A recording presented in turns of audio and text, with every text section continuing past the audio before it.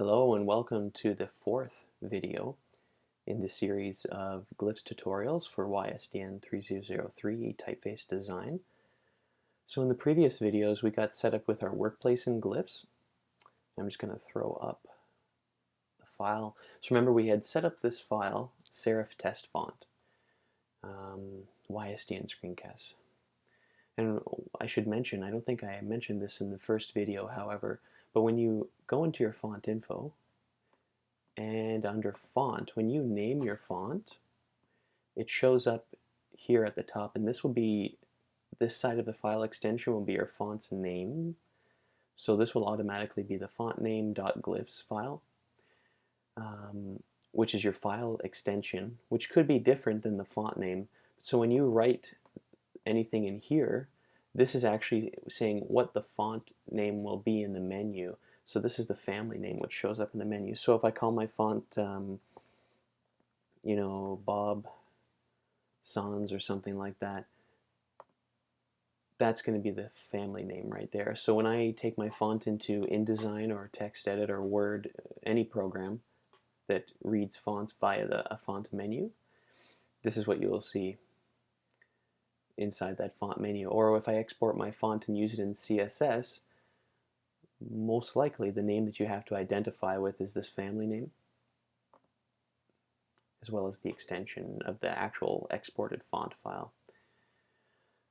So I'll go back to serif test font, or just serif test.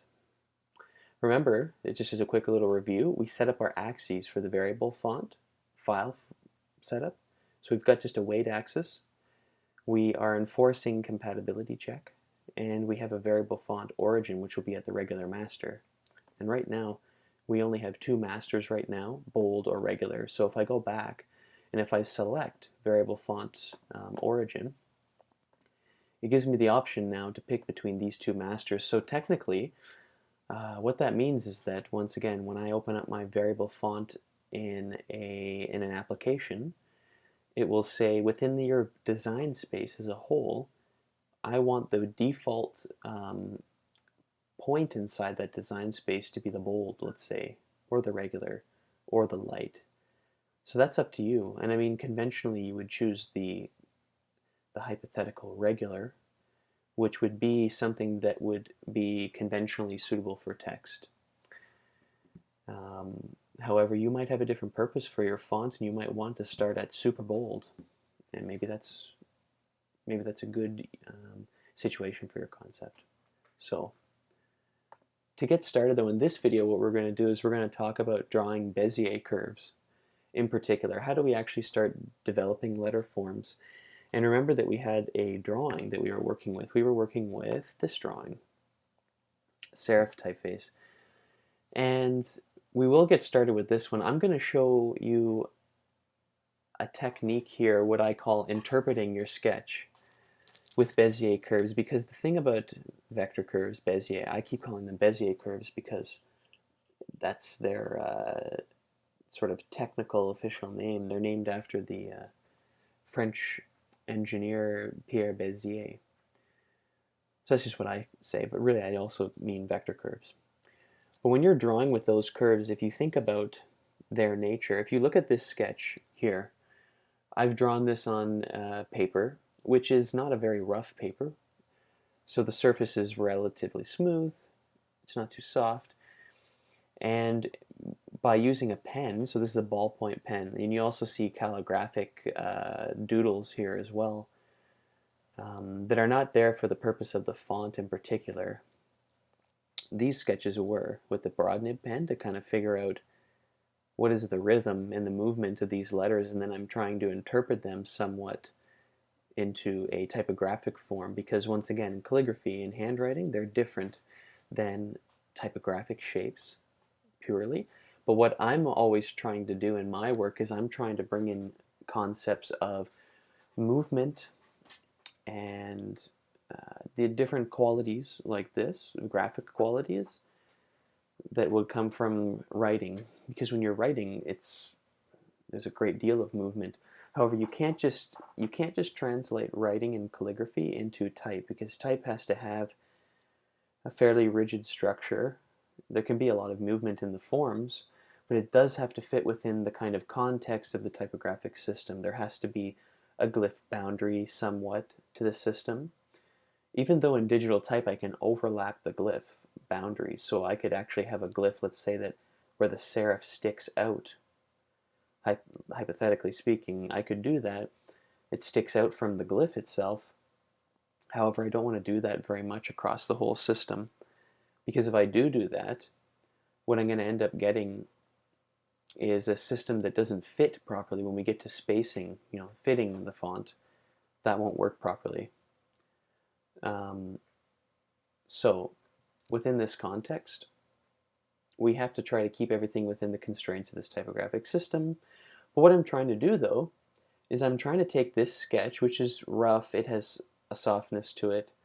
I'm trying to look at the essence of these letter shapes, and then I'm translating them into vector curves, which are going to be very smooth and very stark. They're very high contrast. Like if we go back to the one font I was showing you, and you look at these curves are very high contrast and very stark because they're so smooth. That's just the nature of Bezier curves. When the type cutters were cutting metal punches, punch cutters, were historically working with metal punches, they were designing these smooth engraved contours to be pressed into soft paper. So the final result might be actually something more like this, but you're not going to get that with a typographic form. It's just not how it works with a Bezier and digital type, and that's not a problem. Our goal is to interpret the drawing or the concept in our mind and translate it over to Bezier curves. So what I'm going to do to get started is I'm going to bring in that drawing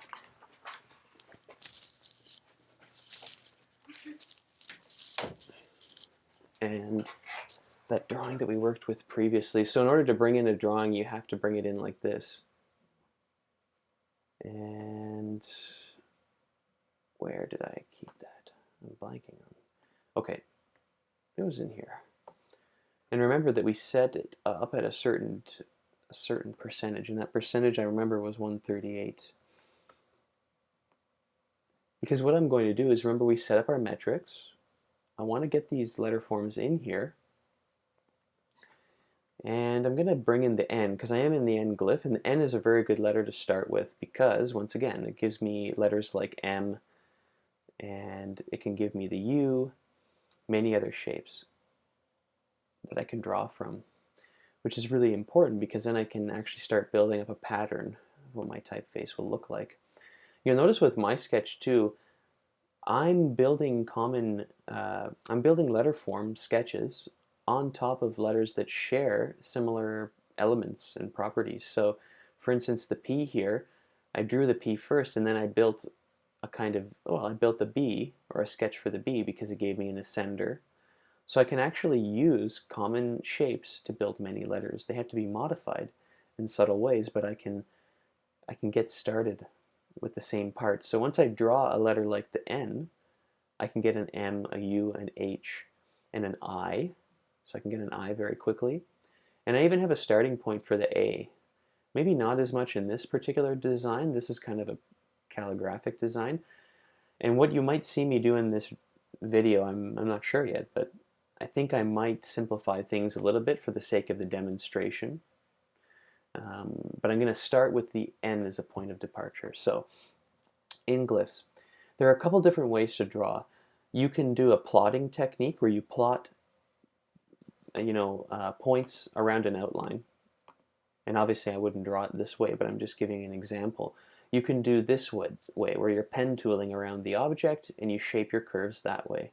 Another way to draw your shapes is to start building from geometric forms, like a circle or like a rectangle. So if you go up to your toolbar here, we'll start to get more familiar with the toolbar, but if you click and hold, you have the option of getting a rectangle or a circle. So for instance, what I could do to start drawing a letter like the N is I could draw the stem here, and then I could start drawing everything from there. And what you'll notice about this sketch, so what we should do is we should quickly just talk about if we're going to interpret this into a vector drawing, before we even talk about how to work with the Bezier tools here, how can we interpret this drawing?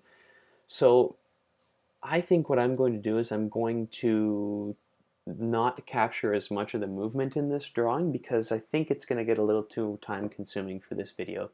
What I'm going to do is I'm going to look at the basic shapes here. So there's a lot of movement in these letters, and you'll notice that there are really no implied straight shapes in this character. You'll also notice that there's a very kind of calligraphic movement on this serif, so the pen would move like this if it was moving, and it would go here and then go straight, finish right there. So it's kind of one movement. This is more of a stop and then make a second stroke here. And this would probably be a third stroke, so there'd be 3 strokes technically. But what I'm going to do is I'm going to simplify this shape. It's not going to look exactly the same, but what I want to capture is I want to capture this serif shape. I want to capture this branch movement. And I also want to capture the kind of wedge spur up here and the general shape of these serifs. But it's going to get very angular. And that's just for the sake of being able to do this quickly. If I wanted to sculpt this letter and really, give it all this kind of curve detail, that would take me a little bit of extra time. It would be worth the time, but for the sake of this video, I think it would be better to do it this way. Okay, so in that case, let's talk about building this stem really quick, really simple. I'm going to use a rectangle because it's a very quick way to get started. And what I'm going to do is I'm just going to throw a rectangle in here roughly as it sits generally inside this shape. Now, I'm doing something that I shouldn't be doing. I'm drawing inside the bold master. See here where the layer is bold? I should actually be over here, but notice the same stuff is not there. So what I'm going to do is I'm going to select all. So select all, Command A on the keyboard. And I'm going to come in here and I'm going to throw this shape in here. And then I'm going to unlock this image and I'm going to cut it. So cut. And I'm going to throw it in here. I could have went through the whole process of drawing that in and had it in the bold and then moved it back into the regular, but I might as well just do it now. It saves me time. So I'm going to right click or control click lock image. And now what I'm going to do is I'm going to draw this shape this way. I'm going to add points onto here. And now what you see me doing is I'm compensating for the overshoot. Remember we talked about in class the concept of why letters, particularly letters with curves and these kind of pointed spur shapes, they have to have an overshoot above the X height. Because where the X is sitting, it's sitting flat on that X height measurement. And in order to optically compensate for things that are going below the baseline, which is a pretty flat rectangular horizontal space or plane, I need to have these shapes protruding below or above the baseline or the X height in order for them to optically be correct. I would say that generally you're going about around 10 to 12 units above or below the baseline as an average. But it really does depend on the design. So right now this is actually looking like 20. What we're going to do is we're going to draw the shape and then we'll edit it later, which is totally fine. And in order to get the overshoot, undershoot, what I would do is I would make a guideline and make it global. And what I'm going to do is I'm going to set it at the X height.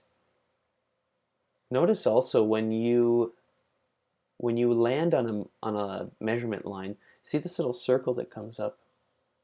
So Glyphs has some intelligibility or intelligence built into it, where it recognizes when you're landing on certain grid marks. So I'm going to go 10, so shift arrow key moves me up 10. And I guess I will also explain that. But what happens is, if I move a shape and I land on a measurement line, now look what happens if I land on the X height. See, the Bezier points themselves have a blue diamond that comes around them. And the same thing if I land on an overshoot. So what that means is that Glyphs is telling you if I'm working farther away, it's telling me if I'm landing on a measurement line or not, which is very handy. It makes your work faster when you're drawing Bezier curves, and Glyphs is very good about making our work, our drawing work, and our workflow a lot easier. So what I'm going to do is Command C, Command V to copy that, and I'm going to bring this down below the baseline. So I'm going to go 10. Now you're noticing I'm moving something at a lot of increments or really small increments. So if I grab my point here, if I hold Shift and an arrow key, I move at 10 units per m in any direction. So any direction. If I just use the arrow key, I'm only moving one grid point at a time. So see this y coordinate right here? I'm moving one coordinate at a time. Now if I hold that down, I'm moving 10. But watch what happens if I hold this down with Shift and Command. I move at 100 increments at a time. So this really helps when you're drawing as well, because I tend to do a lot of drawing from the keyboard. I don't tend to draw a lot by doing stuff like this, moving increments like this. I might use that sometimes, but I tend to draw a lot on the keyboard. So Command Z, undo that stuff. Okay. Another thing we will get acquainted with is the type of points that we work with in the program. Now, one thing you want to be careful that you're doing, and you use these tools as a way to tell, is you want to make sure that you don't have outlines where, if you want a perfectly straight contour, you don't want this point being offset from a perfect 90-degree angle from these points. These should be aligned. And the way that you can tell that is, if you select 2 points, 2 or more points, if you go over to this area right here, if these points were not perfectly aligned with one another, they would be offset somehow. And what I could do is I can say I want you to have the relationship of these points be 0. So sometimes when you're getting started and learning how to draw in a program like this, you might end up having a situation where you accidentally had these points a couple nodes over. And what you can do is then you can check to make sure it's straight. You select the 2 points of the line segment and you hit 0. Now that's going to change your stroke thickness. And speaking of stroke thickness, remember in the last video, Control, Option, Command, if I hold those down at the same time, and if I even hold Shift, I use this measurement tool, but notice what's happening now with the measurement tool. It's getting broken as it passes through shapes. What that means is that I can actually measure the stroke thickness. And right now this letter is very thick for a regular weight. 109 is more like, it's kind of in between medium and semi-bold, something like that. It should actually be thinner, so I'm going to actually make that. I'm holding down Shift and using my arrow keys to move 10 at a time. And I'm going to actually look at, if you see my drawing, notice the thick outline that I have here. When I'm drawing, when I'm sketching typographic letters, often what I do is I make the outline thick and I'm trying to sculpt this inside shape that you see with the cross hatching. The lighter shape is what I'm actually trying to build with my drawing. So I'm actually sculpting when I'm drawing a typographic letter. Whereas when I'm doing anything calligraphic, I'm writing that letter. I want the movement to be captured in that letter. Okay. So 89 is a lot better for a weight. You could even go down to 87. I would say that on average, in my research of digital text faces or regular weights of a typeface, they tend to be between 87 and 90, something floating around there. But I would say that 88, 89 are pretty common. So what do we have? We're going to go with 89. That's fine. And what I'm going to do is I'm not going to put this right on the baseline because I want the serif to overlap with this shape. But I just sort of rough it into this area. I'm following my drawing. What I'm going to do at the top is I'm going to take my pen tool and I'm going to add an extra point here, and I'm going to get this kind of spur that you see. You see a kind of wedge shape. See this shape right here? It's kind of a wedge movement. I'm going to just generally capture that. So now I've got that shape.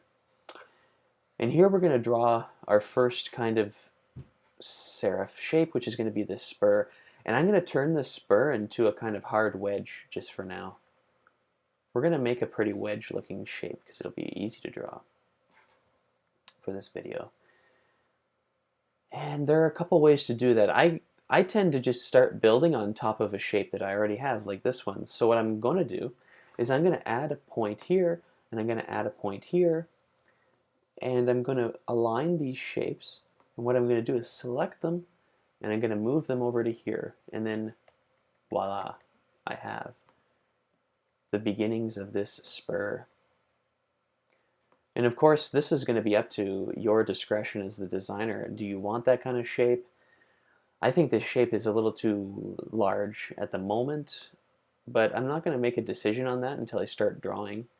And notice here what I'm doing is I'm not following the sketch pragmatically. I'm looking at the sketch and I'm saying, am I capturing the general feeling of what I want in this shape? I would also probably make this a bit smaller. I think it'll work better. Okay. Then what I'm going to do is I have two ways to build the serif on the bottom. I could do this. I could copy paste.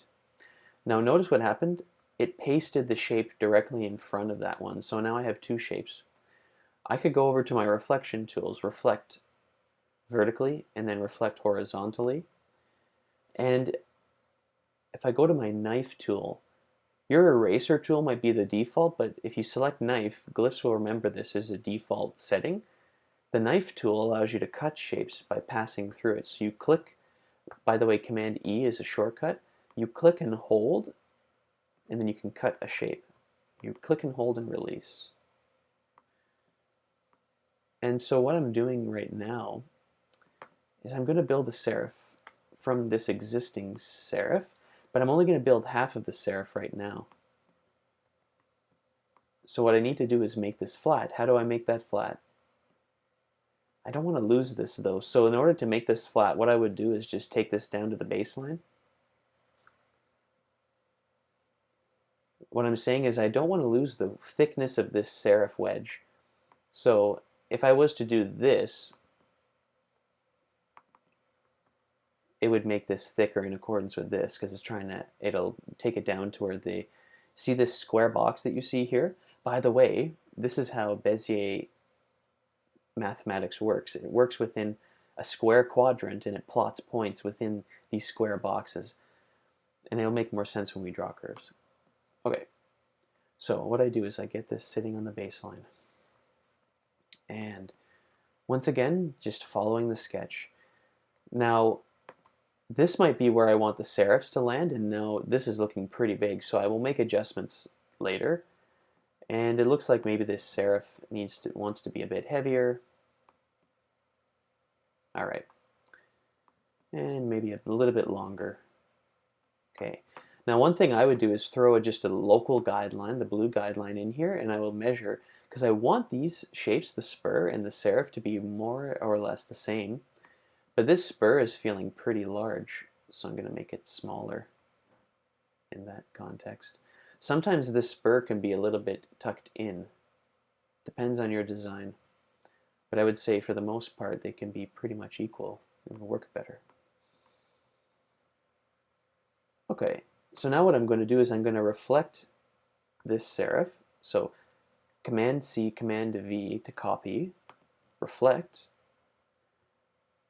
horizontally, and then I move it into this area. You'll notice with these foot serifs, they have an inclination to go that way. Maybe we keep that. That's a nice writing kind of quality.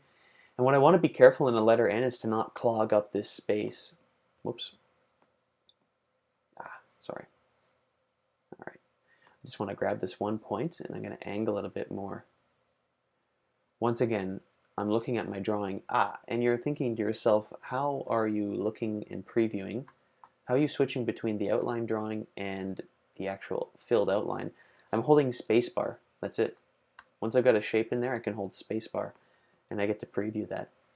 Now, what I would do from here is I would merge this shape, and then we can actually merge this area. So what I will do is I'll go Command A, select all, filter, remove overlap, or in Glyphs, whatever filter that you've used, it will remember it. So remove overlap has a key command, Shift Command O, or Command R would be the quick key, and it blends everything together. And what I can do is select with the selection tool, those points and delete them. Notice how in Glyphs, or if you're working in FontLab 6 or RoboFont, if you delete a point, you don't break an outline. Okay? It keeps the outline connected, and that's very important when we're drawing Bezier curves. All right, so here's our starting serif letter. Now to build this branch, we're going to do something. We're going to build this completely, let's say, in the same method that I'm using. So you could do the branch by doing this. Sometimes I draw like this, but I'll be honest, I do not prefer this method when I'm drawing typographic forms, because when you're drawing a typographic shape, you're sculpting the letters. So I mean, I could do this, and I'm completely comfortable with doing that. And then from here, you could you could draw it as a half shape if you wanted to, and you can plot the points this way. Sometimes I do this. I'll show you a way that I actually prefer to work with this. I think it's more efficient. So what I'll do is I copied and pasted in place, and I'm going to take this element, I'm going to place it right here. So now my drawing is going to see this curve get smoother, a little bit smoother. In fact, maybe what we'll do here is we'll open up this counter space, and you know what? Is that going to work? Let's do something funky like that.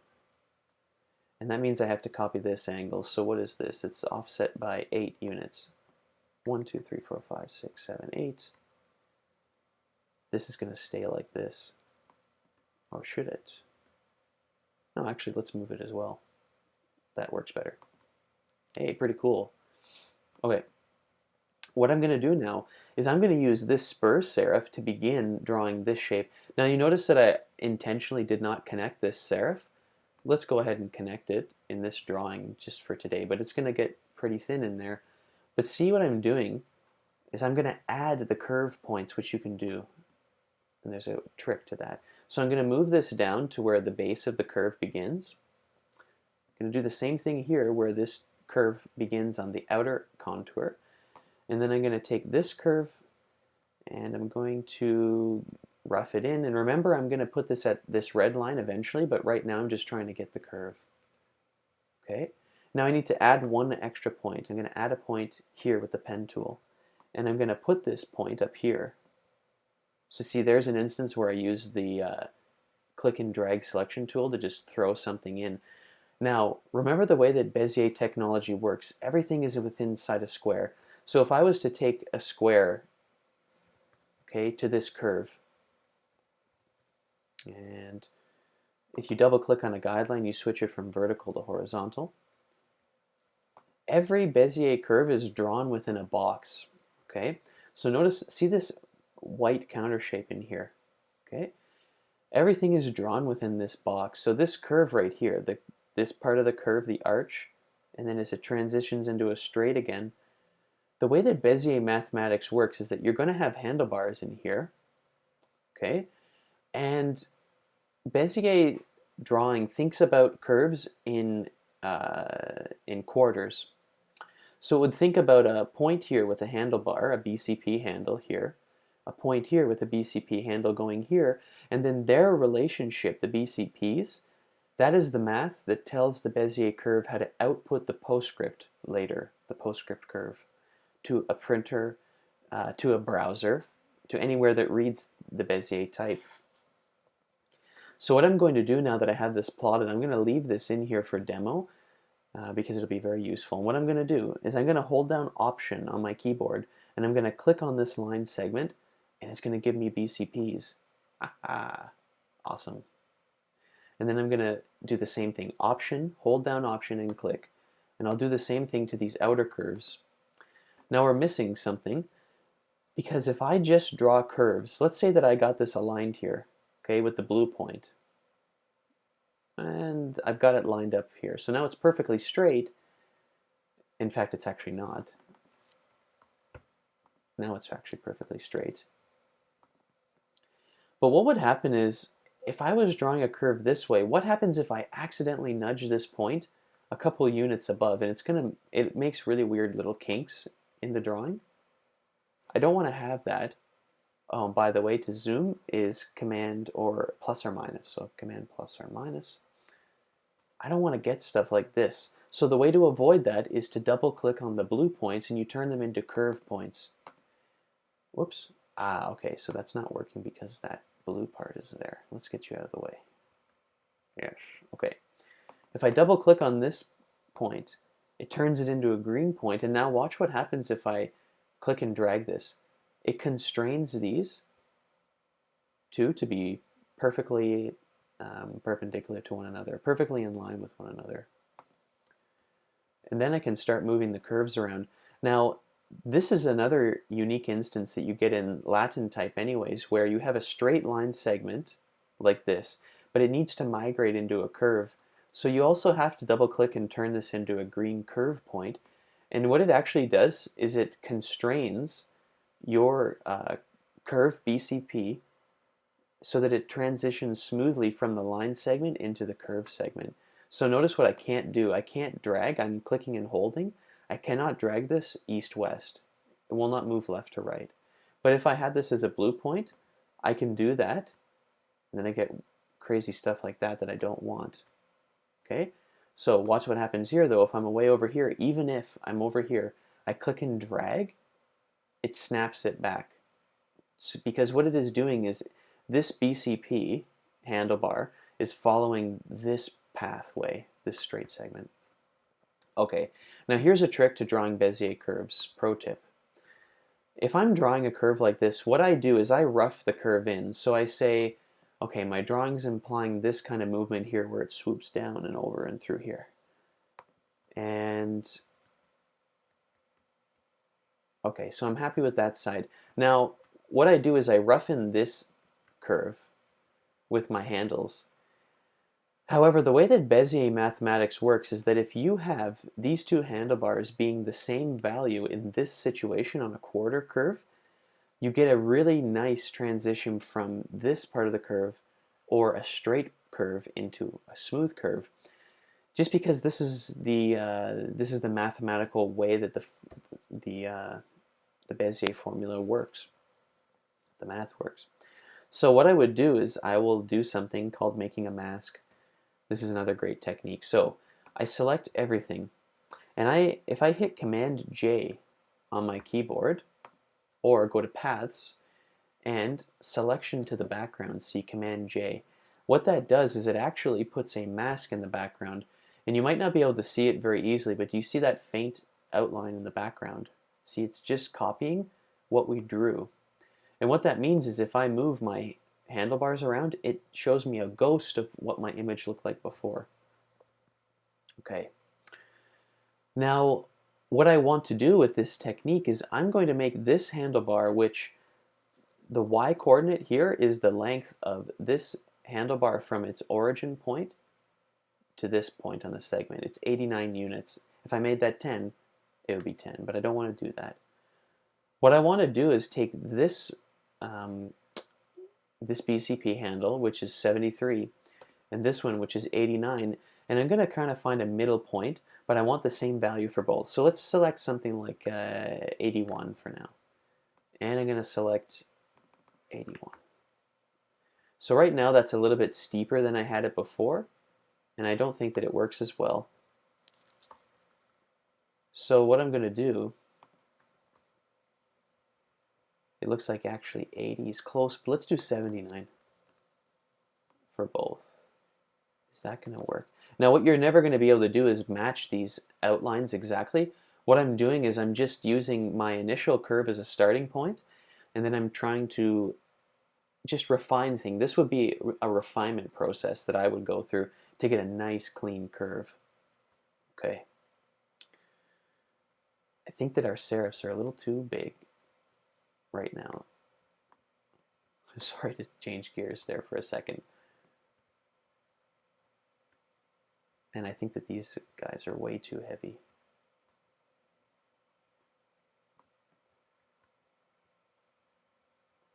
Okay, that's better.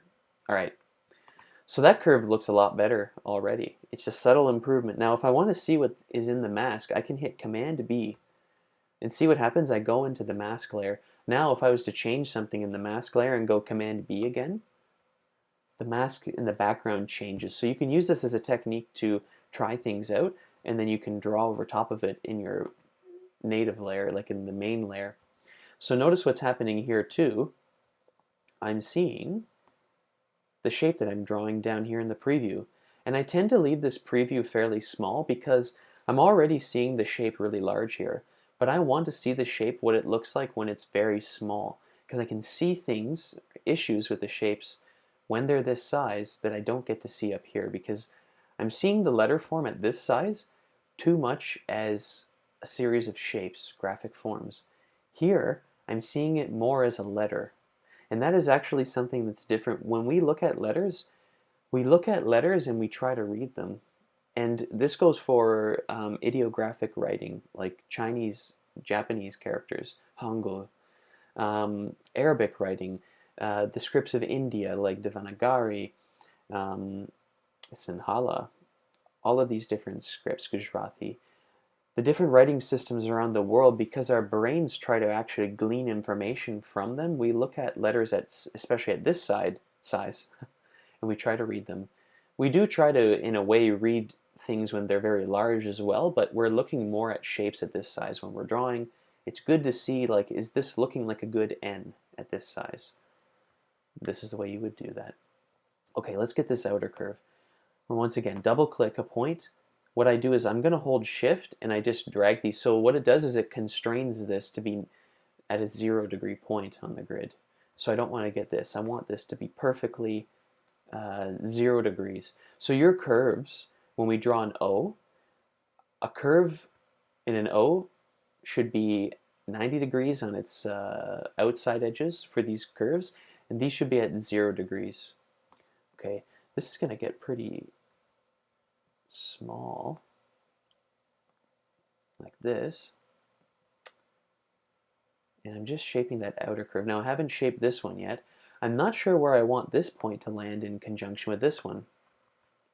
So once again, I'm looking at my shape and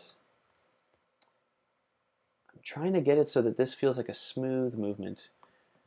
I think that that would be better if this was sitting in here. Now you notice, see what I'm doing? I'm holding down spacebar and I'm moving around the Bezier points. I work with them in this way because I like to see what the graphic shape is doing. And I prefer it really from always working in this kind of outline mode because I actually see what's going on with the shape here.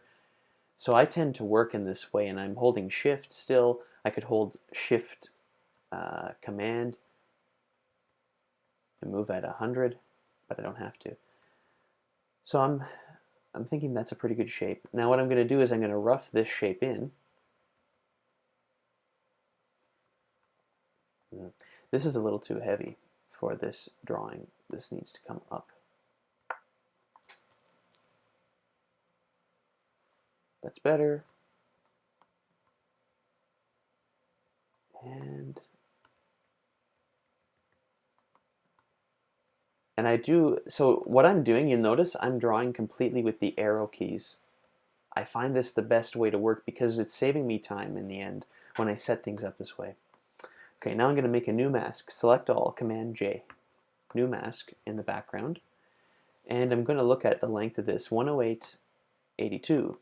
What I'm going to do is I'm going to set this at something like, let's go like 94 for now. So I draw with Bezier curves in a very mathematical way. Okay. It's not perfect right now. I think that this is a little too, this is still feeling a little too heavy. This would be better, in my opinion. Then I move this out. So what I was doing was I was moving this handlebar out. And I'm changing these points again. I'm going to have to figure out again what that value should be. But it looks pretty good overall. What do we got? 76 and 79. What I'll do is I'll give it 78. And then I won't use the mask trick right now. I think it should actually be 77. Cool.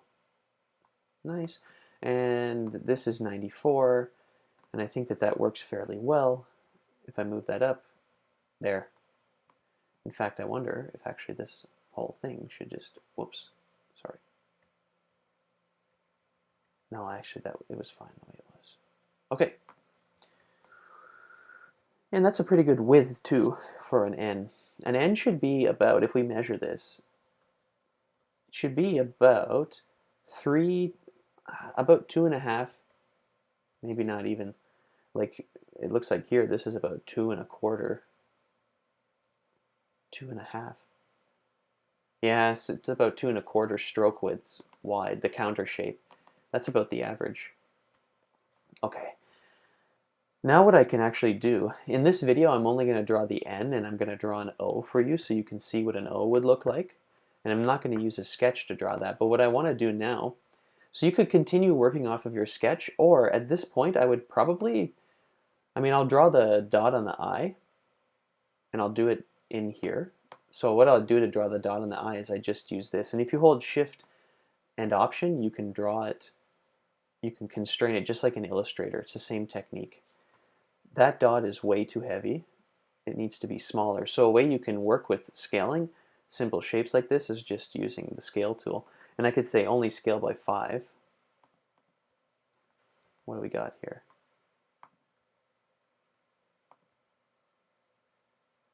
It's still a little too heavy. You don't want this dot to be overbearing. Okay. What I can actually do now is copy this shape. I'll type an I on my keyboard, and then I just throw the I in here. And what I want you to do for your side bearings for now is just put them at 50 units, so 50 and 50. That puts this at 50 from the closest point and 50 from the closest point. We're going to deal with that stuff in another video when we do fitting. For now, this works just fine. We're starting to get letters built though. This is exciting. Okay, now what we're going to do is let's get an M, and we can get an H, and we can get a U. All right, so I copy my N, and I move it over to the H. We don't have the drawing anymore because we don't need it, but remember, we had an ascender line. What I'm going to do is I'm just going to take this and I'm going to shift it up so that it meets the ascender line. And there's something that we didn't do yet. We didn't change the X height.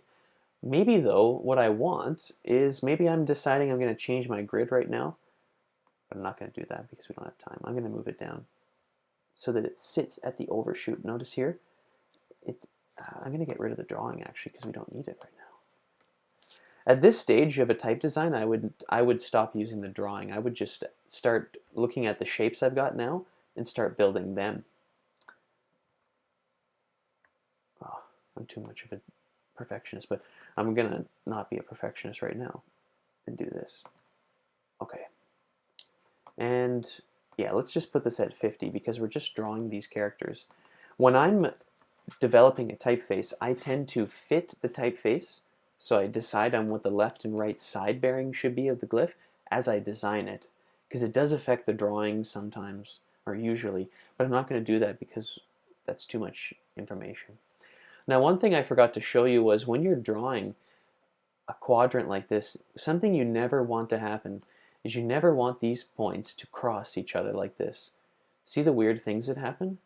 You always need, these points can either be meeting each other, because this will actually produce a PostScript error. A printer could have an issue with this because this is technically a negative instance, a double negative.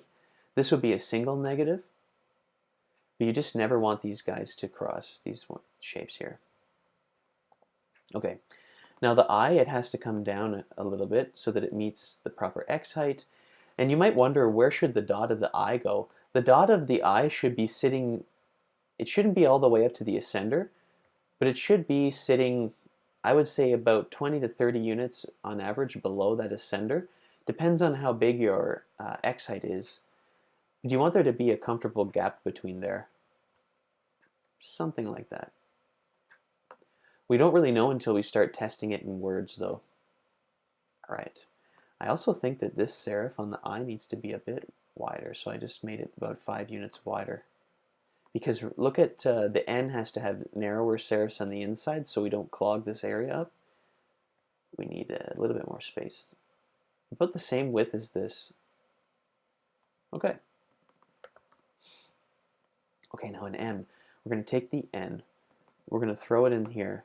Now, this is a little trick about an N. I'm going to make a mask. So Command J puts a mask of my drawing in the background. Notice with this N, sorry about that. Notice with this N, if I take this N and I just do this, I just copy paste it and I make an M by doing roughly something like this, deleting this middle stroke, this is a really wide letter. It's too wide. I can't have an M have the same counter space width as an N. So what I need to do is I need to actually take this side of the N and I need to go back by 10. So shift arrow key to the left, 10 units. And what I do is I kind of reformulate this curve. So 1, 2, 3, 4, 5.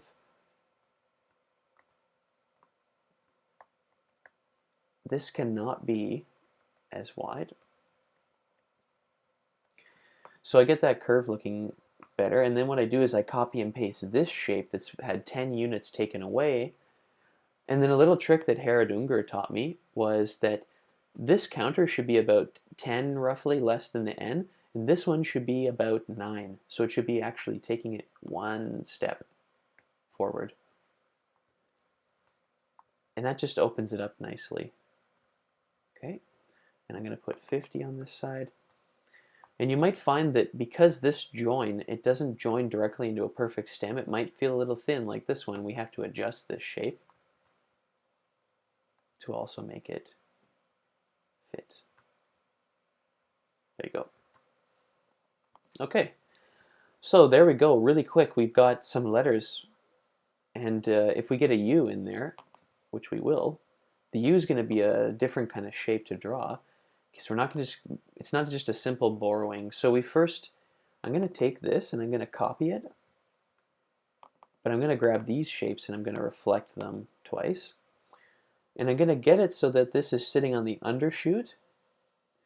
But what I want for the U is I want this shape to be like this wedge. But I need these shapes. You notice that this doesn't really look like a proper U yet. A U actually takes these spurs that you saw on the top of the N and repeats that pattern. Okay, and now there's something that I need to do though. There's a trick to the U. It cannot have such a steep incline. So notice this is a pretty steep incline.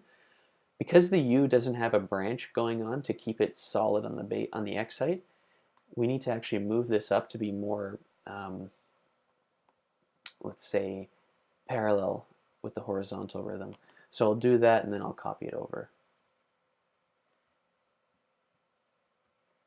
And I'm going to merge these shapes. And what I'm doing is, notice I'm drawing in parts. We talked in class about drawing letter forms in parts, in groupings. That's exactly what I'm doing here. Also, the U should be something like 10 units roughly less than the N as well, because otherwise it's also too wide. This is not working perfectly yet. Let's do that. That's better. You'll notice that type design with Bezier curves, or just type design in general, is a constant process of refining the shapes until you can reach a point where you can say, okay, this works, but you only reach that point after you've done some testing. And we will do testing in a later video.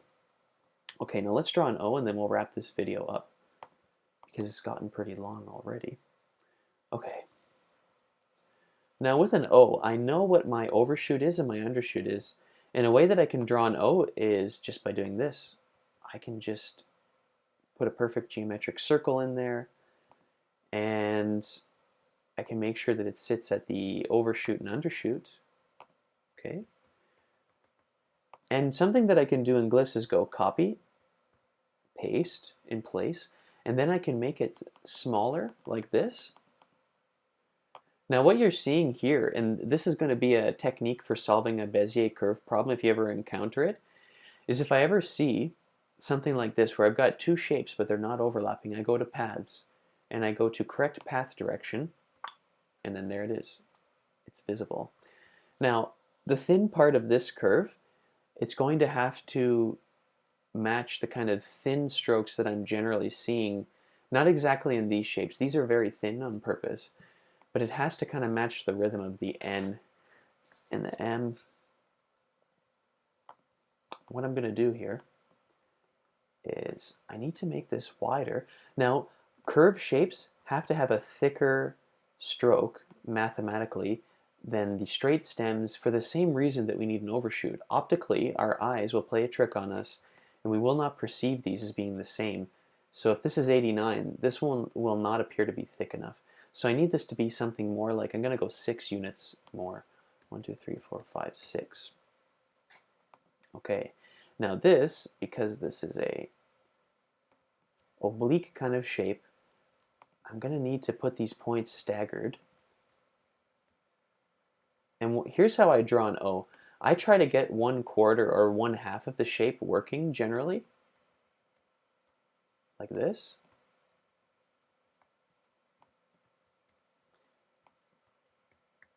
So I'm roughing it in, and I'm trying to figure out what actually works nicely. It looks like actually this will need to be down a little bit.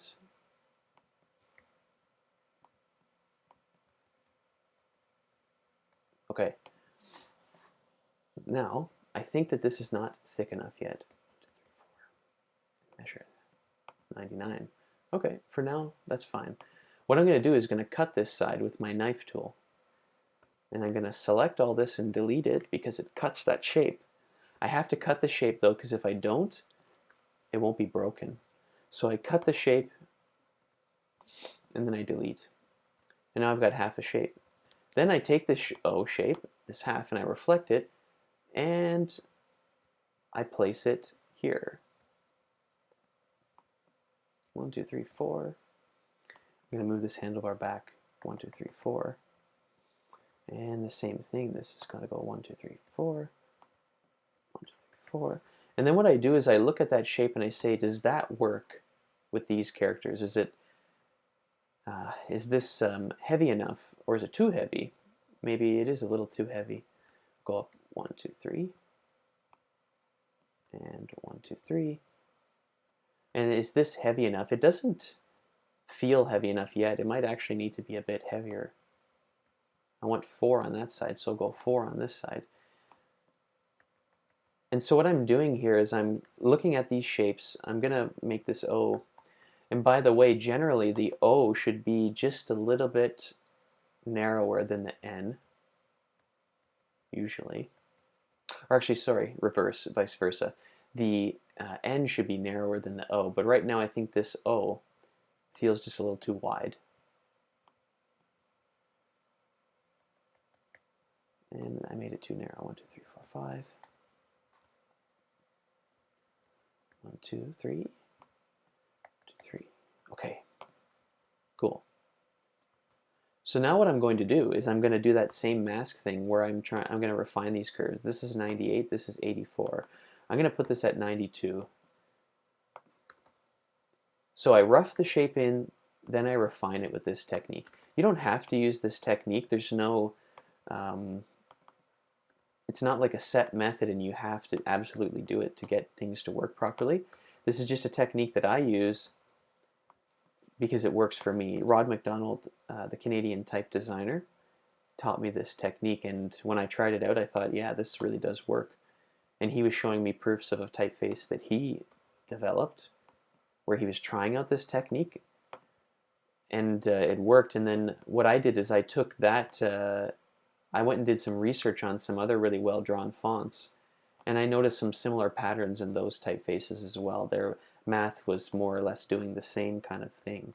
So you do your research, you find out things that work really well, and you implement them into your own workflow. Okay, that curve I think could be a little bit heavier on the outside. Let's just make it a touch heavier. Oh, no wonder it didn't work. They were not the same unit value. That was 48, that was 41. I need to make this one 48. That's too much. Okay, cool.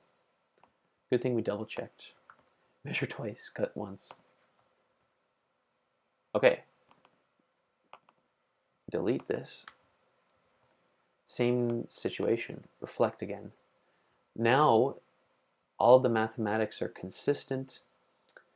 There's an issue here where I did not make these the same length, and I can solve that. I'm just going to bring this down. It was only a 1 unit difference, and that doesn't change this math, this BCP math.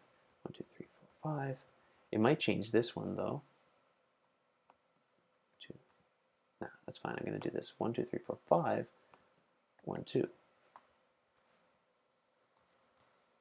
Cool. And then we can merge. And then we have an O. Nice. Okay.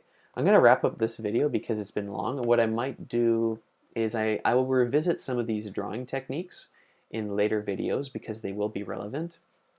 But when you're working on drawing your letter forms, just to summarize the video, you're interpreting your sketch, and some of you might have a mental sketch, which is fine. You visualize your design. Some of you might also have a sketch on paper. So it's really a process of taking that sketch that you've worked on, and what you're doing is you're interpreting it for the Bezier curves.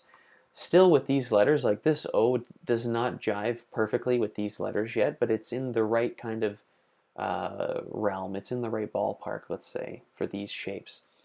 I think that it feels a little too small right now, and it would have to likely get a little bit wider, so something like this. That's too wide. However, it would have to be refined, but that's fine. That's the process. Okay, I'm going to wrap up this